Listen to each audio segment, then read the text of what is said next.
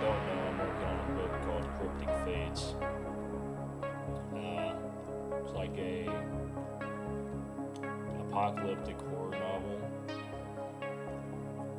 It's pretty dark, a little gory, all that stuff, all that good stuff. Got a lot of dark humor in it.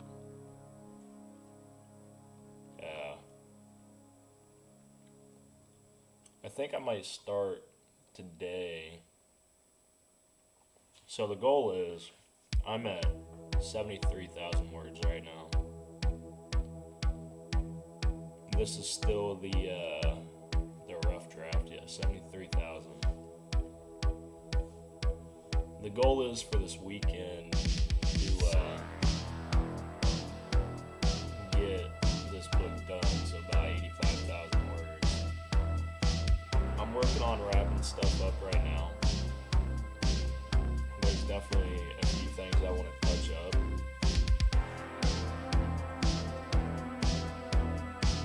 But I think I'm going to start this journey by reading you guys another chapter. This is the only place you'll be able to see it until it releases in like a month and a half.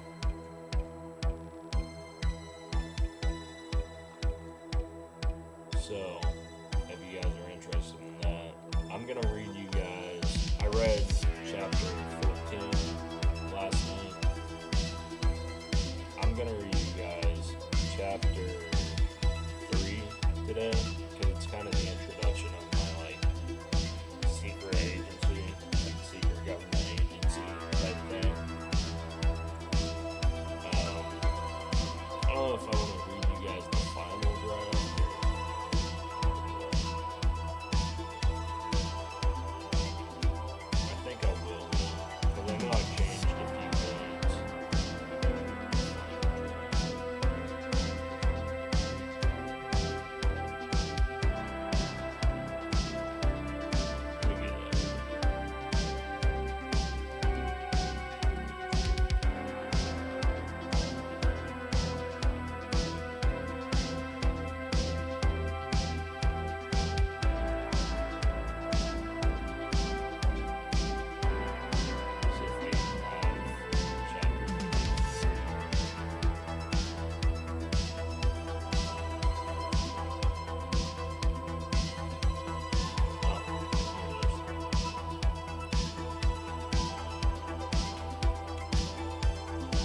So I've started the final edit for a few of the chapters.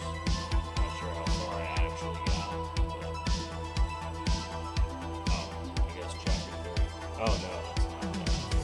That's like chapter 6. Chapter 7.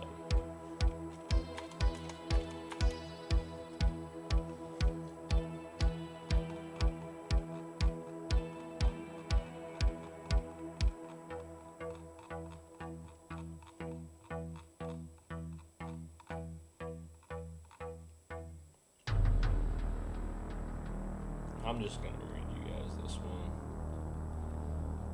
The rough draft copy.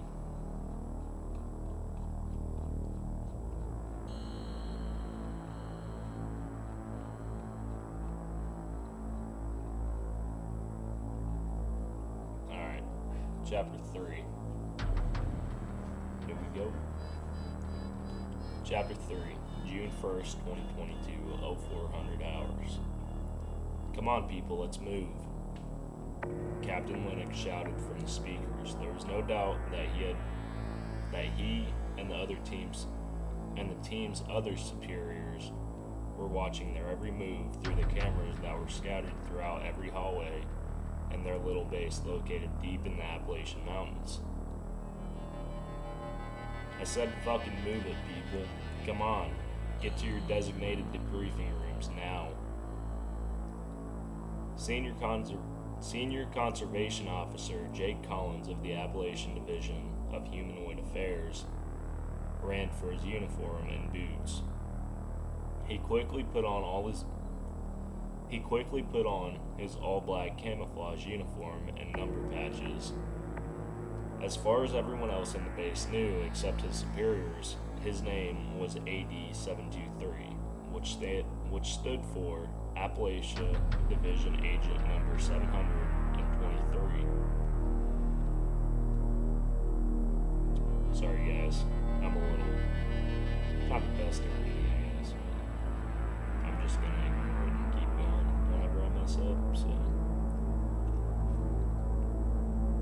His division was what was normally referred to as the Men in Black, even though most of the Men in Black stories that floated around the internet are completely made up. It was pretty close to what his division did. They covered up accidents involving inhuman experiences, either cryptid, supernatural beings, or extraterrestrials. Yes, they were all real, at least in this dimension, and yes, his part of the US government knew there were other dimensions as well, though no effort has been made to cross dimensions yet. Beings from other dimensions had crossed into theirs, and they were usually terrifyingly inhuman. Few other dimensions had humans, at least in the normal sense. Most of this information was classified from the public, the press, and even most of the government. Hell, he was pretty sure that even the President of the United States wasn't briefed on most of this shit. Except maybe aliens, but with the recent declassification of the UAP files, he was pretty sure the world would know about those two soon.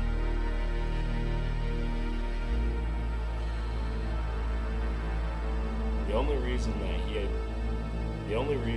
he and his lucky comrades knew about any of this shit was because they were born into it and raised on a secret campus on Mount Everest. Why do you think so many highly trained individuals died there in Rainbow Valley? No one from the public had ever been on top of the mountain, and the people who said they had made it and had pictures to prove it, get this, they were government implants. And they typically worked in the Humanoid Affairs Department. After the cadet agents were sent off campus, they were sent to different state forests to act as conservation officers for at least 10 years. If you were lucky. If you were unlucky, well, you typically never made it to the Humanoid Affairs Department. Jake ran quickly to his debriefing room, behind hundreds of others. They all formed up outside of the big dual-sided doors to wait for their superiors. They were quickly met by Major Reggie and led into the massive room where Captain Lennox and Lieutenant Carmack stood in front of a microphone. Alright, agents, I'm glad to see everyone's ugly mugs here this morning, the captain said. Jake glanced down at his watch. It was 04:30. This meeting had to be important because it had been a long time since they were called in this early in the morning.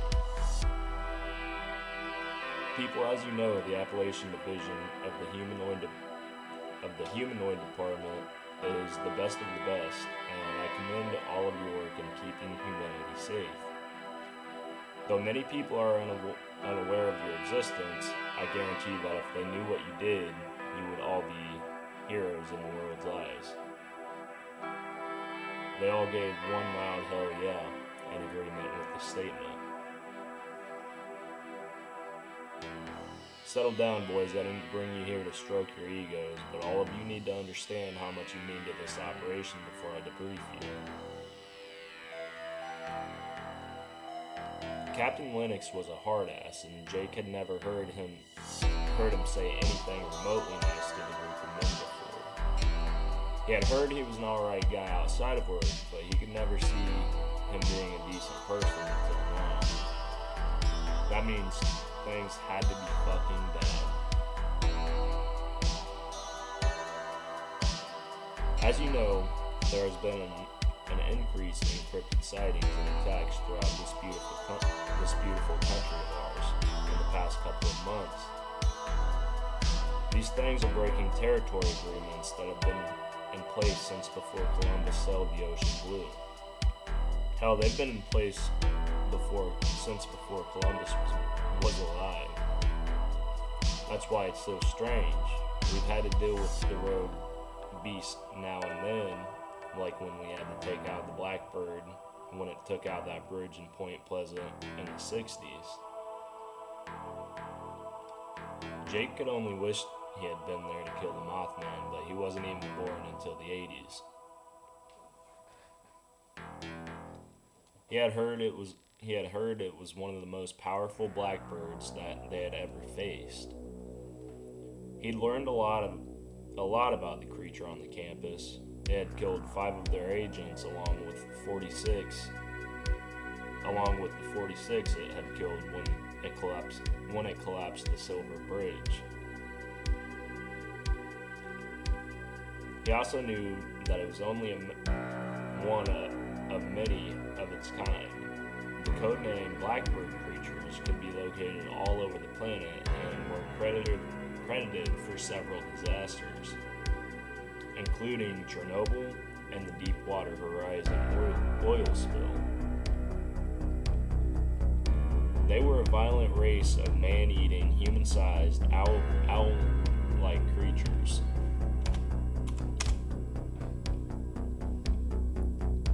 That had been around since the Neanderthals, and they were thought to be the cause of their extinction. Somehow the ancient Homo sapiens had managed to either successfully defend themselves against the creatures or had avoided their detection altogether, which was unlikely.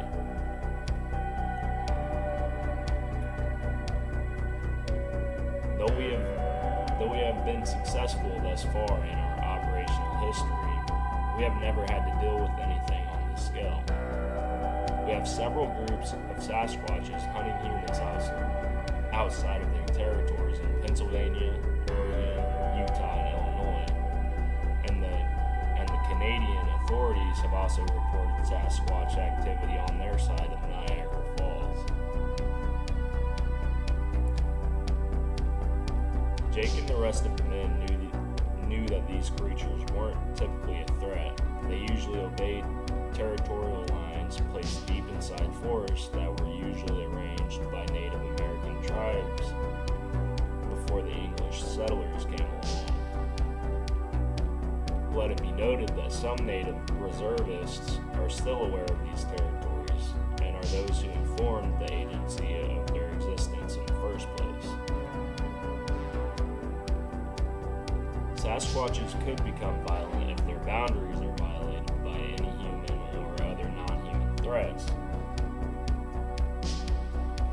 On most occasions, they give fair warnings to anyone they find to be a threat before they attack.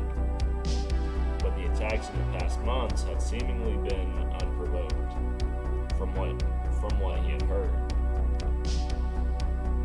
The 3rd Division had yet to be deployed for any assignment related to any incident in the most recent couple of years, other than the occasional Wendigo attack that happened when kids ran too far off the Appalachian Trail for their parents to find them.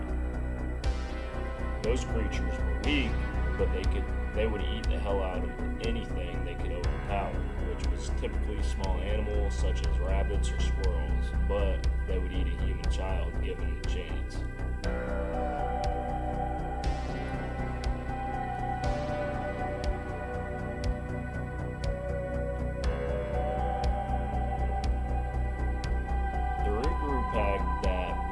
tabs on in Kentucky has also been more active than they were in the 70s and 80s when they killed those families at the link between the lakes. We have 20 hikers, campers, and hunters who were reported missing in the area within 2 days. On top of that, several agents from the Ozark Division have gone dark in the area after being dispatched to investigate the first few missing persons cases. Don't worry, the whole peninsula has been blocked off to the public, and the Ozark Division now has a small army in the area of the attacks. Why the hell is the Ozark Division taking cases in our jurisdiction? One of the other agents shouted from one of the back sections of the debriefing room. Sorry guys, like I said, I trip over my words a lot. They claimed they were more equipped to handle the Rougarou tribe. I guess they deal with a lot of Rougarou tribes in their jurisdiction and know how to reason with them and kill the creatures if needed. Well, if they're taking our case, where the hell are we being deployed? A different agent yelled. You boys need to calm down. Let the man talk, damn it. Lieutenant Carmack snapped. It's okay, Lieutenant, the captain said calmly. This is going to be a stressful situation for all teams involved. From what I understand, every single division we have is being deployed to hunt down and eliminate all of the inhuman creatures that we are aware of. All bets are off the table, folks. The beautiful American woodlands that we've all called our homes are now our new war zones. And I promise you, a lot of people are going to die, including some of you. Captain Wing said frankly. There will be civilian casualties as well, but our job is to prevent these goddamn creatures from tearing down everything that this country has built. And for some reason, these unholy fucking beings have all of a sudden developed a taste for violence and unison. Do not be mistaken, people. This is a full-scale attack on the United States of America, and it will not be taken lightly. The crowd went wild. Some were undoubtedly horrified, and some acted like bloodthirsty hounds, ready to get their hands on something stronger than the frail, easy-to-kill beings that were the Wendigo. They had been stationed there to exterminate. That still doesn't tell us where we'll be deployed, Captain, Jake yelled from the noisy crowd. Attention! Major Reggie shouted from the back of the room holy shit. I don't get how fucking Wendigo and fucking Papa Meat do this shit, dude. Holy shit. Or any other storyteller for that matter. Wow. Major Reggie shouted from the back of the room where he'd been standing the whole time, as everyone snapped to parade rest and turned quiet. The captain's face turned bright red. He was embarrassed that his superior had to step in to quell the crowd of excited and anxious men. As your captain stated, the Appalachian Division is one of the finest groups in the entire DHA. That's why our entire division, that's right, all 2,805 of you, and all 28 of your commanding officers, including myself, are being tasked with cleaning up all species of cryptid on the East Coast into the Midwest United States, excluding Kentucky. You will each be separated into groups of 100 and spread out through each state in our jurisdiction.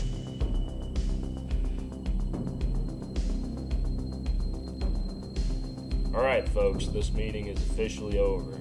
Report to your units by 0600. We plan to have everyone out of this facility by 0800 and off to your designated locations. Captain Lennox stated in his normal authoritarian tone.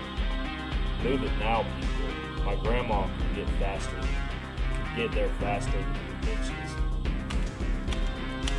I think I changed that line in the final draft. Jake got up and sprinted to the door along with the several hundred other people who were in the room. They all ran to their bunk rooms. As they did, he noticed several other debriefing rooms releasing as well. He saw one of his bunkmates sprint out of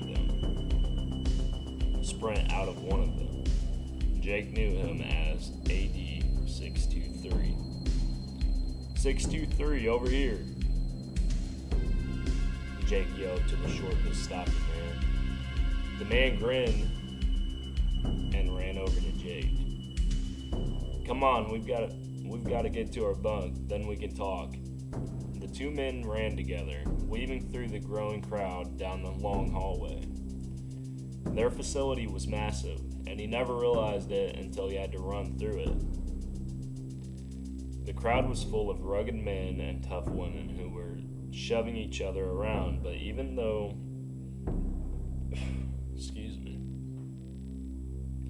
The crowd was full of rugged men and tough women who were shoving each other around, but even though they got beaten up along the way, they finally made it to their bunk.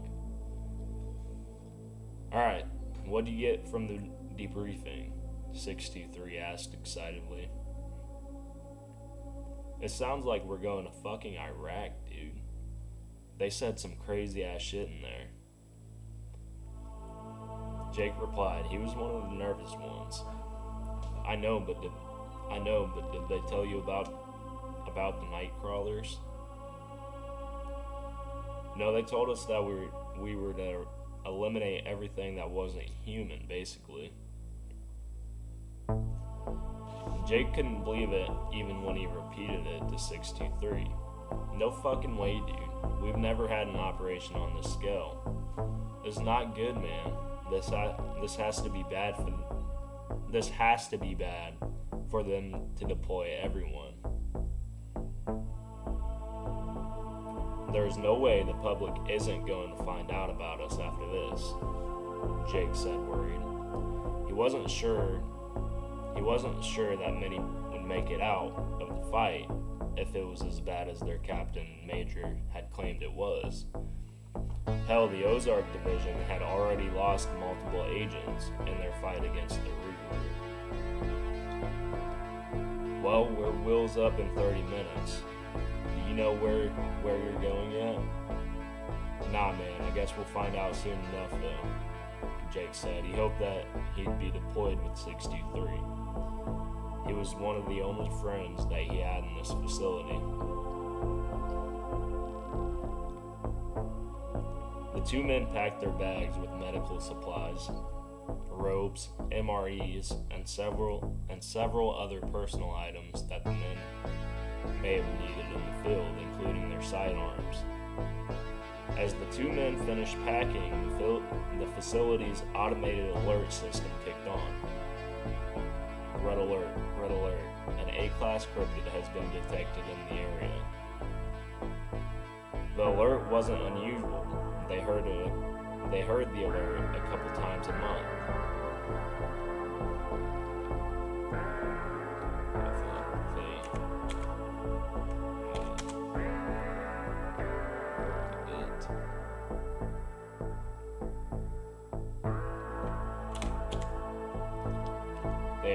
They had heard it a couple of times a month. Wendigos were pretty common in Appalachia after all. Alright, man, y'all know the drill. Get to the damn armory so we can clean house and move out. I want agents 300 through 310 to sweep the perimeter. Captain Lennox said through the microphone in the ceiling. He heard several men curse to themselves, followed by their footsteps running down the hall toward the armory. Everyone else grab your agency-issued rifles and get to the... Okay, I changed that one too.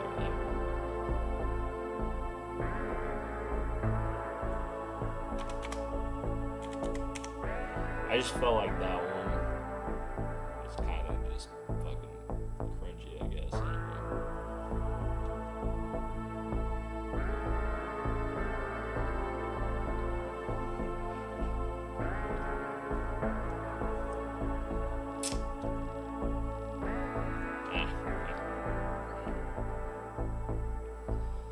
Whatever. I'll fix it later.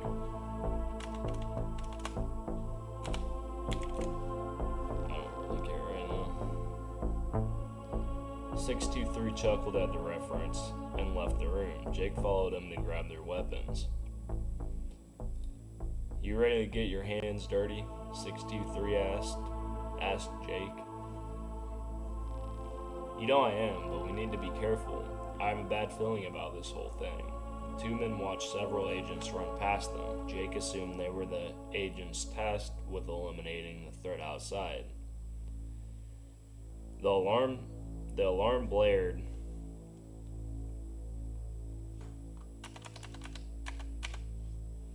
The alarms blared as Jake grabbed his M4A1 and several extra 5.56 magazines. He could hear the gunfire outside now. The guns had never made him nervous before, but something about the way the men were firing and shouting orders told him that there was something more than their usually curious Wendigo outside. It was still most likely a Wendigo, as they were the only A-class cryptid that they knew of in the area, other than the occasional friendly Pukwudgie.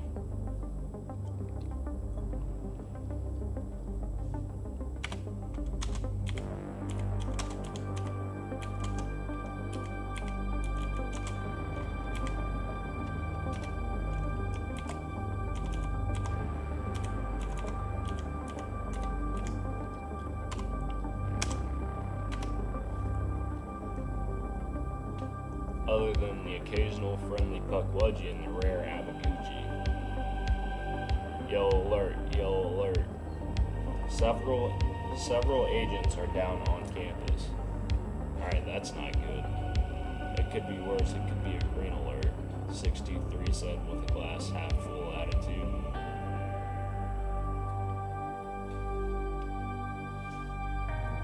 Jake and 623 ran out toward the airfield, along with most of the agents from the facility. Sorry I'm leaning in so close. I'm fucking blind.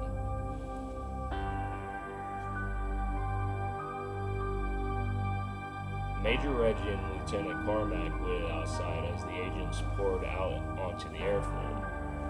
Where the hell is the Captain Lennox ran around the corner of the building. We need to evacuate immediately, the captain shouted to the crowd. The agency men and women started pouring into the random Chinook helicopters. Their airfield was small in comparison to the 50 or so Boeing CH-47 Chinook helicopters that they had spread throughout it. What the hell is going on, Lennox? The major shouted. We're being overrun, Major. We have over 2,000 men here. How the hell do you expect me to believe that we can't annihilate whatever the threat is on the perimeter? Major Reggie asked. We could take them, the captain said frankly.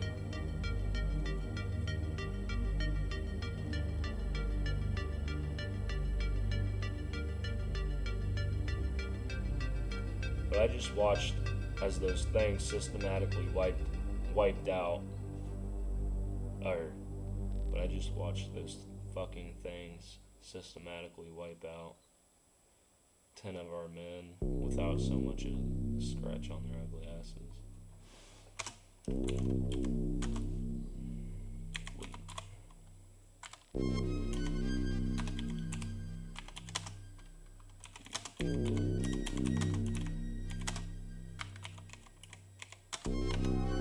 Wouldn't be worth the losses. I think that goes good.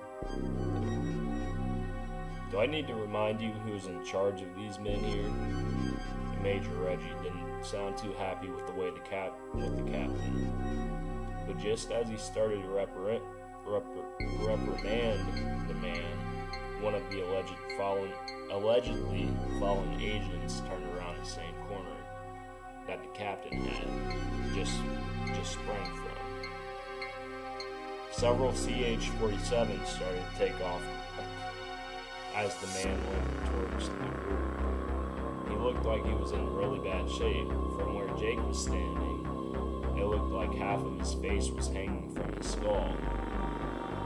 This man obviously shouldn't have been alive, and unfortunately for the man and the rest of the people who were evacuating the facility, he probably wasn't alive in any normal sense.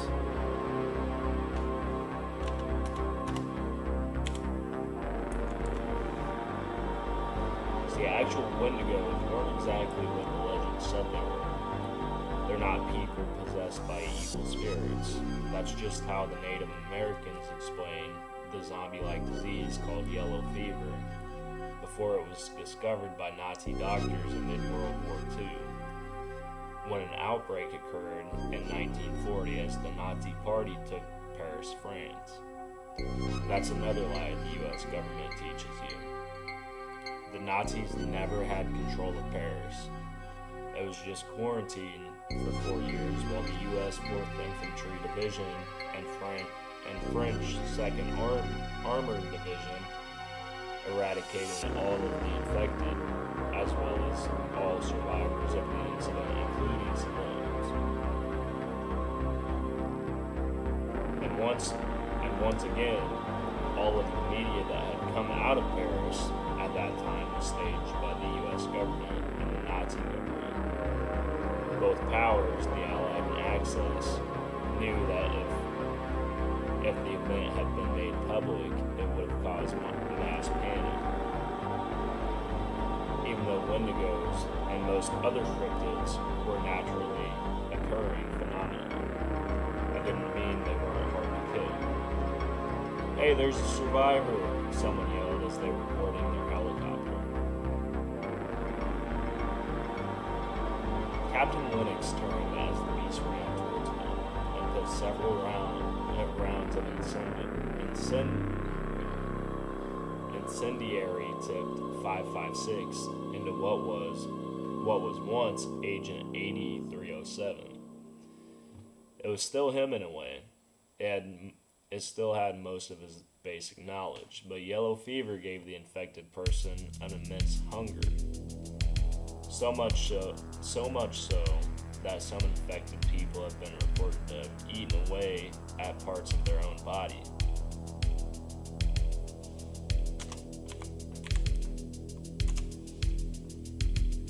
Even though most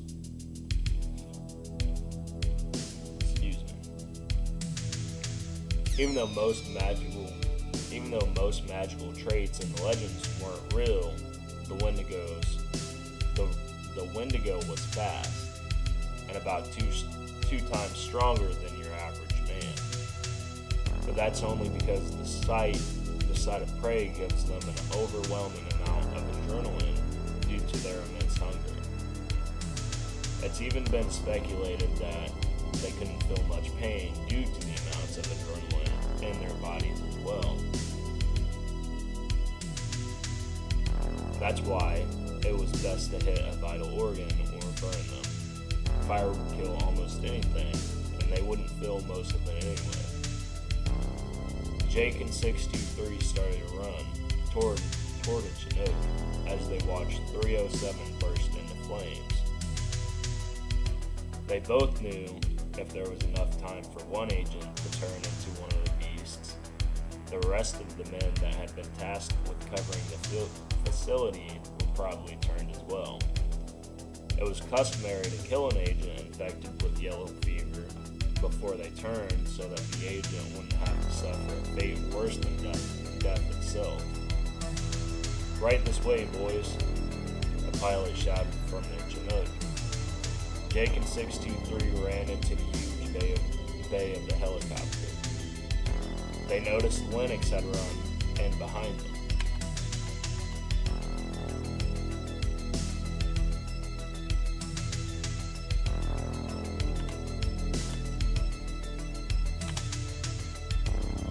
Pilot, get us the fuck off the ground.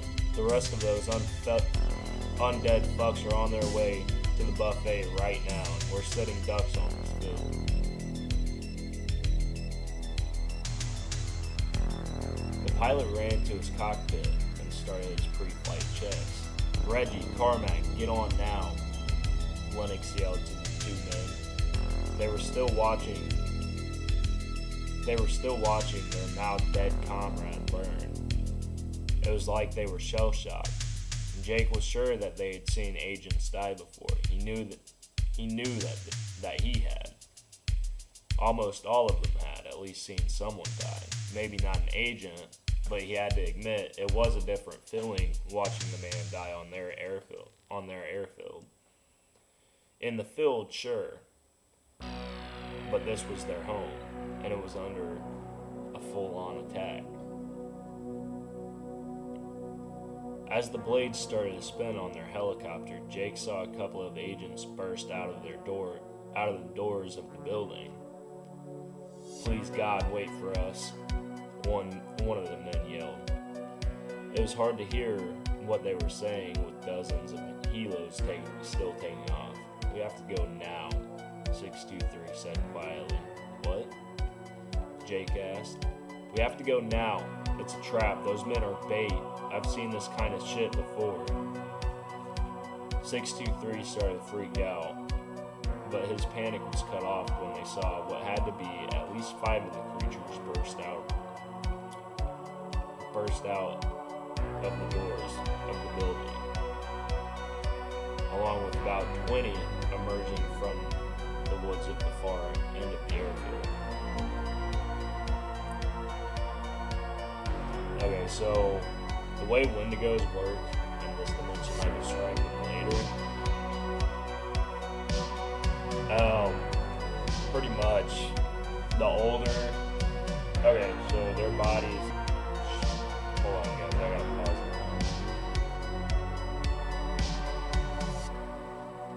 Give me 1 second. I don't know if there is a way to.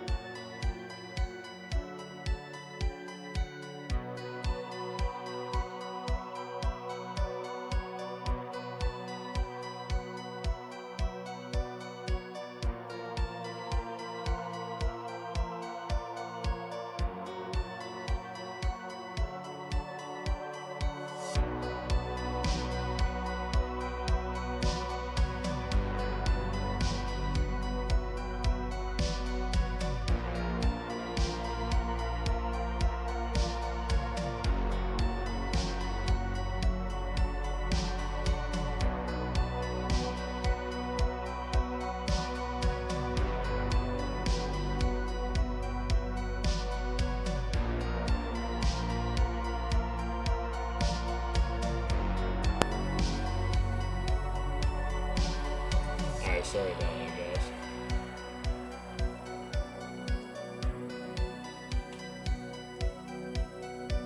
Let's go ahead and finish this up. I'm gonna have to get off here soon. I gotta go shopping, but I'll be back on at some point later and we'll actually write.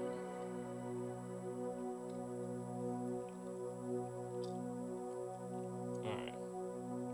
623 started to freak out, but his panic was cut off when they saw what had to be at least 5 of the creatures burst out of the doors of the building, along with about 20 emerging from the woods of the far end of the airfield.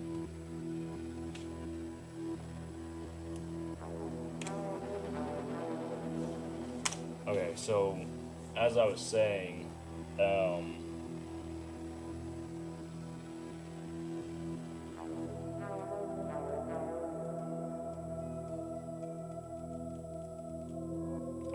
as I was saying, where was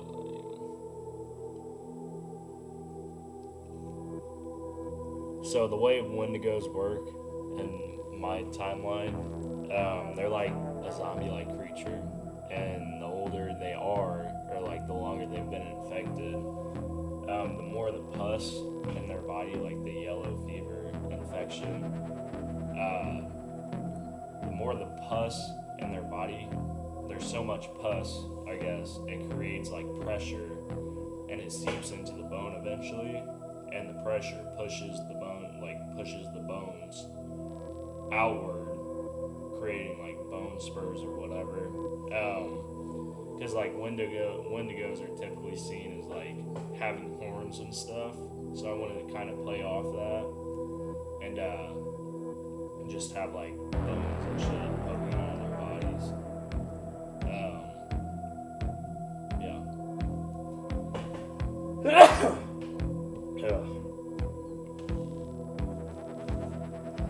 Anyways, so I described it in like chapter 10 as when I give like a really good description of the Wendigos, but I feel like I should here too.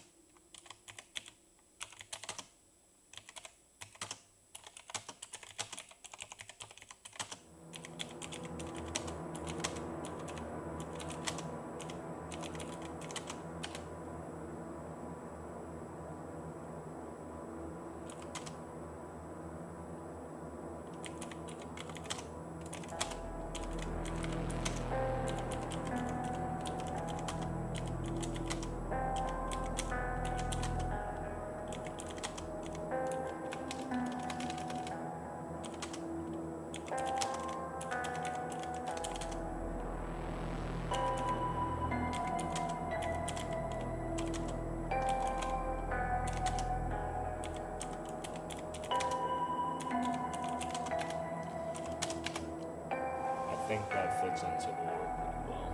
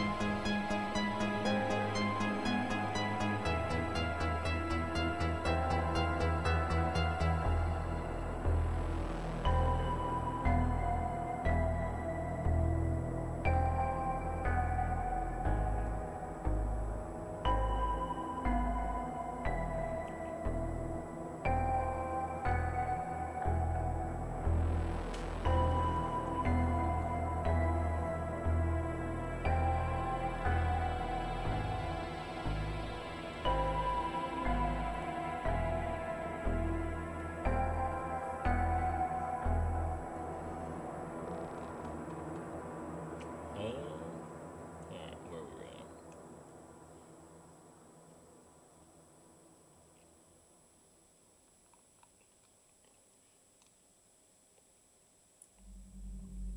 You could always tell how old one of the beings was by how many bones protruded from their body due to the pressure from the pus that the virus created.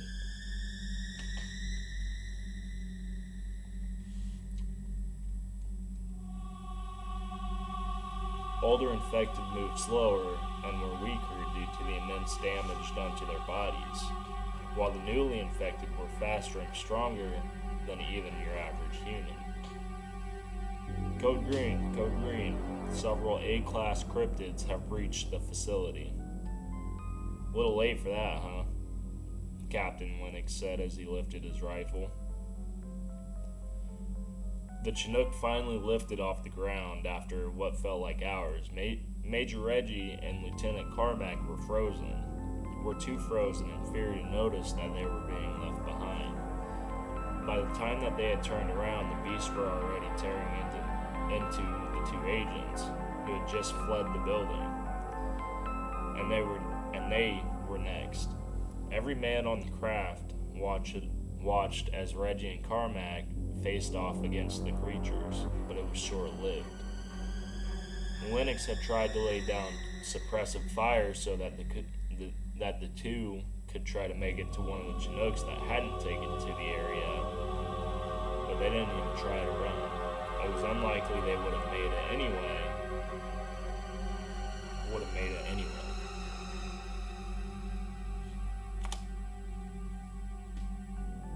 The last few Chinooks took off as the beasts tried to get on board, and as the bay doors closed, Jake could see that two of the carriers had taken off too late, and the troops inside were desperately fighting for their lives. but they were surrounded. And for every agent lost, the beasts gained another ally. The beasts had outplayed the agents in a way that they never had before. Damn it, Lennox yelled. I knew those things were smart, but I've never seen anything like this before. This was a planned attack. It's almost like they knew, it's almost like they were waiting for a moment of weakness, 623 said, trying to rationalize the situation. Well, those carriers had to have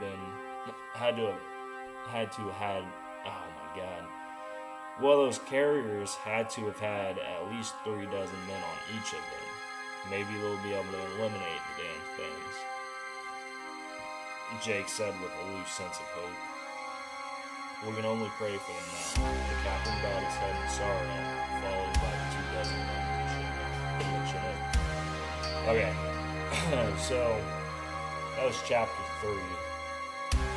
I definitely have a couple of things to change here. So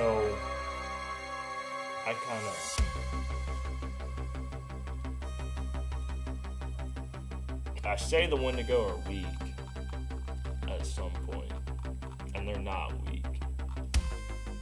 I need to put weak comparatively or something like that. Okay, it's before this.